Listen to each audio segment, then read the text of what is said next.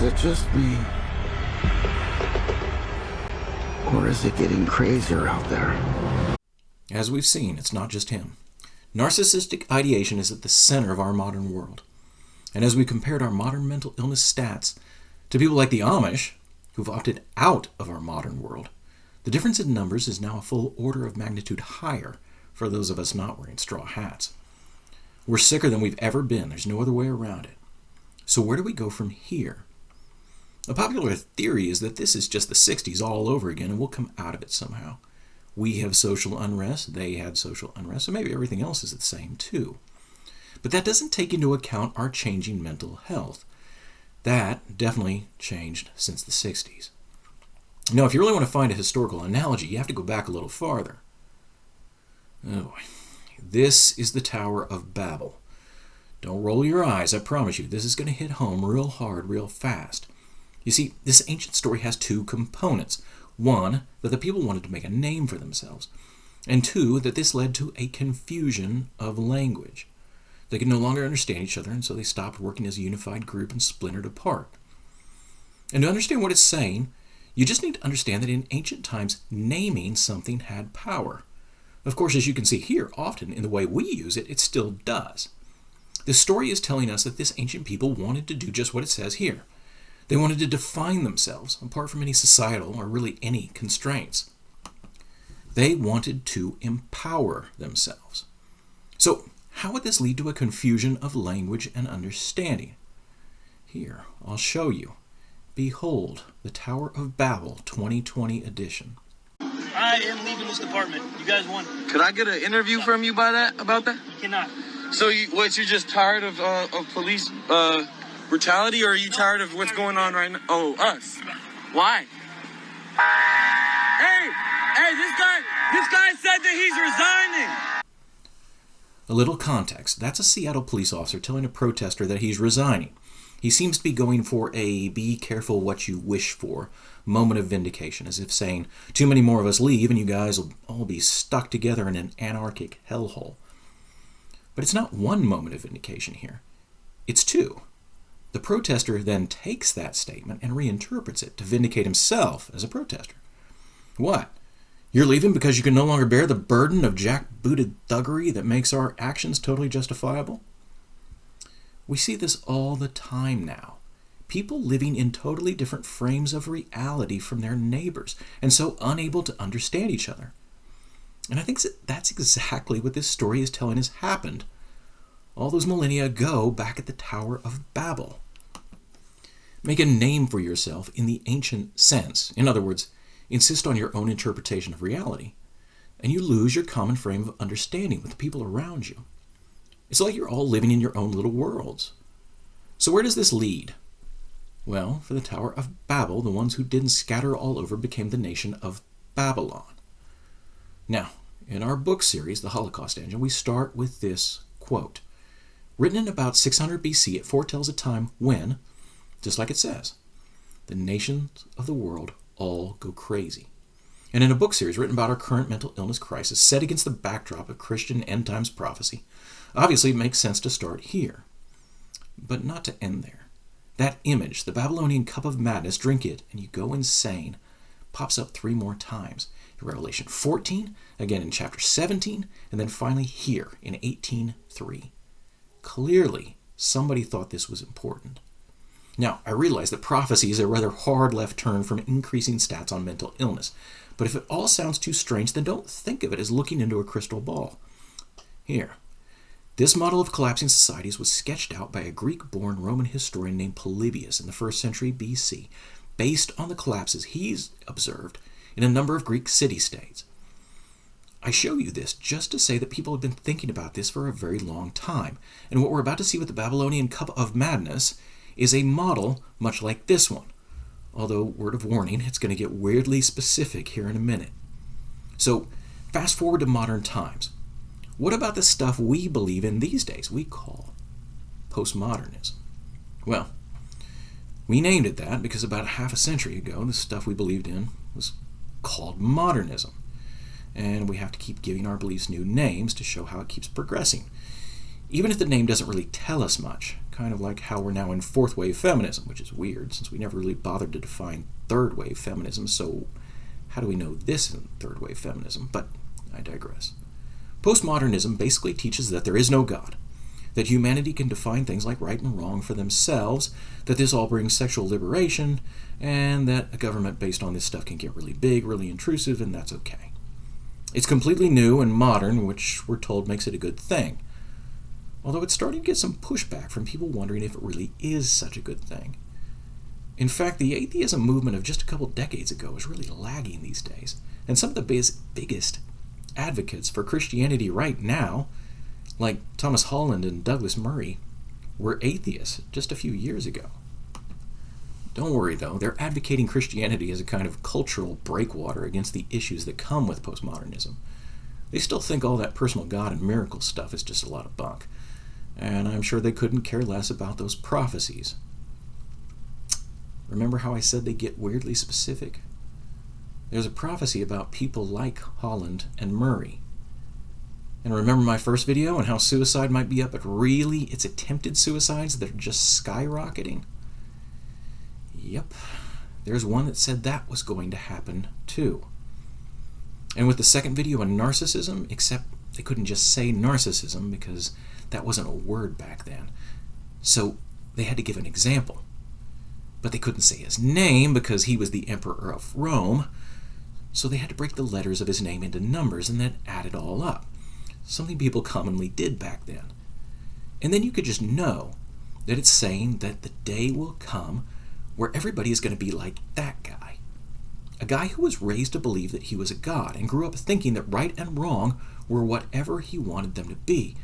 And so he did all sorts of crazy stuff just because he felt like it. And it gets weirder. You see, Emperor Nero wasn't just a moral relativist. He was the original snowflake. Nero fancied himself a musician, probably awful, but nobody could tell him that, because he'd never heard it before, and his fragile ego couldn't take it.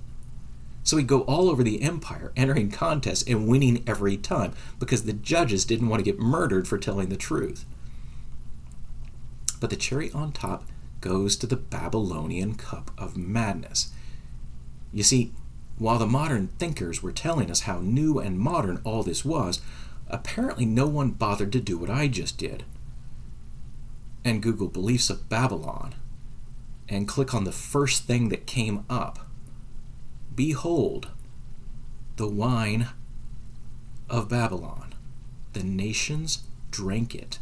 Therefore they have now gone mad. Because what this belief system is, what we have historically called relativism, amongst other things. So the idea that all truth is relative and humanity can just make it up as we go along. Well, it turns out that's a roadmap to narcissism and insanity. It takes societies like the one that tried to build the Tower of Babel and it breaks them up, and it always has. So I don't care if you don't believe in the miraculous or not, even if you just think the Hebrews were the greatest guessers of all time, that they were Polybius on steroids, whatever. Still, while they're on such a roll, it might behoove us to look at what they said about our current predicament and where it's headed. Ultimately, it's not pretty. We may just want to stick to the short term for now. Let's start with what it won't be. We're not headed towards a revolution, and we're not headed towards a civil war. I know it's a contentious, sometimes violently contentious time, but those two things, revolution and civil war, are very specific. A revolution is what happens when a large segment of the population wants to trade out one type of government, so one set of obligations that people in the community have towards each other, and so for the greater good, for another set of obligations. Think of the American Revolution, where the colonists wanted to trade out obligations that basically had them creating wealth in order to send it back to England for a system where the wealth stayed in the colonies. What we have now can't be a revolution, because, like in Venezuela, many of these people don't want any obligations. They're not trying to form a new government. A lot of them just want free stuff that their government's been handing out, like in Venezuela, how they did it when oil prices were higher. That's not a revolution. The most that can be is a protest, and so never-ending protests like what we see in France and Portland are becoming the norm. And it's not a civil war. I know 1/3 of Americans think that's where we're headed. They're wrong. A civil war is what happens inside a nation when two factions have two different ideas about how the government should work. Again, like ours. Where the question wasn't about anything like the revolution, going from monarchy to democratic republic, from wealth to England to wealth stays here. It was a question of states' rights in that republic, particularly brought on by the issue of slavery. And that's not what this is either. Imagine if at the first battle of the Civil War, one side started shooting and the other side just ran away and then protested at the Capitol demanding that the Union put all the shooters in jail. And that's what makes our next stage so insidious. There won't be any organization to it. It's going to be fragmentation. The Tower of Babel. The increasing loss of organization from our world. I saw a reporter interview a BLM protester and ask her, "Where's your Martin? Where's your Malcolm?" In other words, where's your Martin Luther King? No one seems to be leading this thing. And the protester gave a nearly perfect answer. She said, "We're all Martins. We're all Malcolms." Except technically they're not, because those men were committed to higher ideals and willing to sacrifice themselves for them, as opposed to just a bunch of narcissists pretending to be doing the same thing. But otherwise, it captures the dynamic to a T. We all want to see ourselves as the leaders of these movements. Reality be damned. Knowing that this is such a bizarre left turn, I'm going to summarize the rest of this pattern very quickly. We now live in a time where people have drunk the Kool-Aid, taken in the idea that truth is whatever they want it to be. The pattern that this is a part of is a pattern where the idealists who drank from the cup incite violence against anyone who still holds on to higher ideals. But in doing this, they create a moral vacuum which rebounds on them every time, and we always get the fallen is Babylon the Great bit. This has happened again and again. We saw this for the first time in the modern era in France. In the late 1700s, the idealists unleashed the mob on the religious community. They needed that religious community out of the way to bring on their humanist utopia wherein God's will would be replaced with humanity's will. But they could never agree on a single humanity's will. And so killing those religious types eventually morphed into killing each other as they broke off into factions. The last victim being Robespierre, the original leader of those very idealists. And then a fellow came along who just wanted to go to war with everyone. Russia, China, Cuba, always the same. The idealists paved the way, but in doing so, they don't create utopia. They create a moral vacuum, and the Joseph Stalins of the world love filling moral vacuums.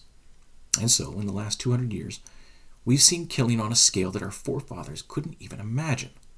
The postmodern idealists of the world preach paradise, but they bring a moral vacuum, a vacuum that is inevitably filled by people who like mass murder.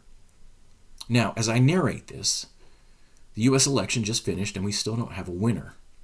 What we have is a scenario where no matter what happens, half the country will cry fraud. We are breaking down into factions, and those factions are going to get smaller and smaller. The first symptom of this is going to be the total impossibility of doing things that require group organization, like national elections. The trick is that we're also devolving into an era of a moral vacuum. Now, here in the U.S., what comes next won't be like revolutionary France or like Stalin's Russia, because those required organization. And they were able to do what they did, and to kill as many people as they did, because while their leaders were narcissists, most of the people just had the old-timey pagan beliefs of following the king, and so just substituted blind allegiance to the king for whoever was in power. Oh, we're killing everyone in Ukraine today? Okay. That won't happen now. This is an era of contradictions, an era of everyone living in their own reality while denying the actual reality. And so we just get a lot of mixed messaging, like how we want the authorities to be more intrusive than ever, even enforcing rules about how many people we can have over for dinner, while at the same time insisting that we defund and get rid of our authorities altogether. Our attempt at autocratic rule, yes, it will be attempted here at some point in the U.S.